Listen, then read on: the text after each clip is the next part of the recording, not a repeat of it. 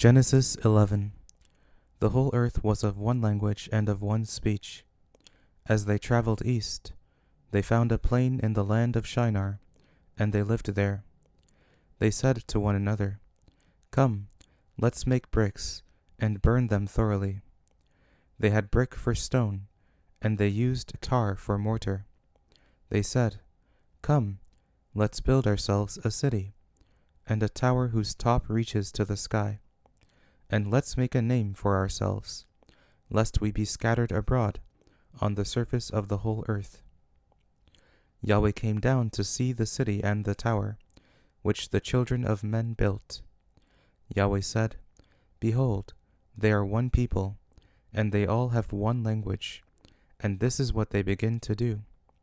Now nothing will be withheld from them, which they intend to do. Come, let's go down, and there confuse their language, that they may not understand one another's speech." So Yahweh scattered them abroad from there on the surface of all the earth. They stopped building the city. Therefore its name was called Babel, because there Yahweh confused the language of all the earth. From there Yahweh scattered them abroad on the surface of all the earth. This is the history of the generations of Shem. Shem was 100 years old when he became the father of Arpachshad 2 years after the flood. Shem lived 500 years after he became the father of Arpachshad, and became the father of more sons and daughters. Arpachshad lived 35 years and became the father of Shelah. Arpachshad lived 403 years after he became the father of Shelah, and became the father of more sons and daughters. Shelah lived 30 years, and became the father of Eber. Shelah lived 403 years after he became the father of Eber, and became the father of more sons and daughters. Eber lived 34 years, and became the father of Peleg. Eber lived 430 years after he became the father of Peleg, and became the father of more sons and daughters. Peleg lived 30 years, and became the father of Reu. Peleg lived 209 years after he became the father of Reu, and became the father of more sons and daughters. Reu lived 32 years, and became the father of Serug.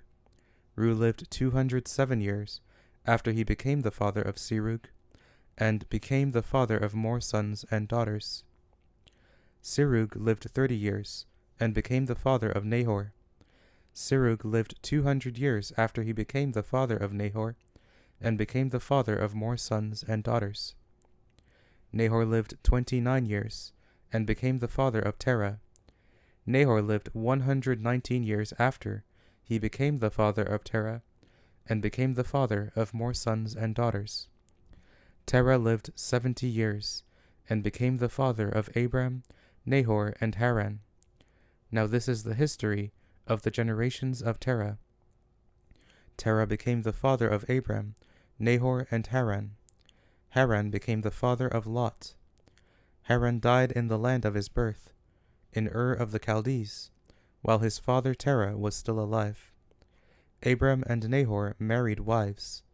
The name of Abram's wife was Sarai, and the name of Nahor's wife was Milcah, the daughter of Haran, who was also the father of Iscah. Sarai was barren. She had no child.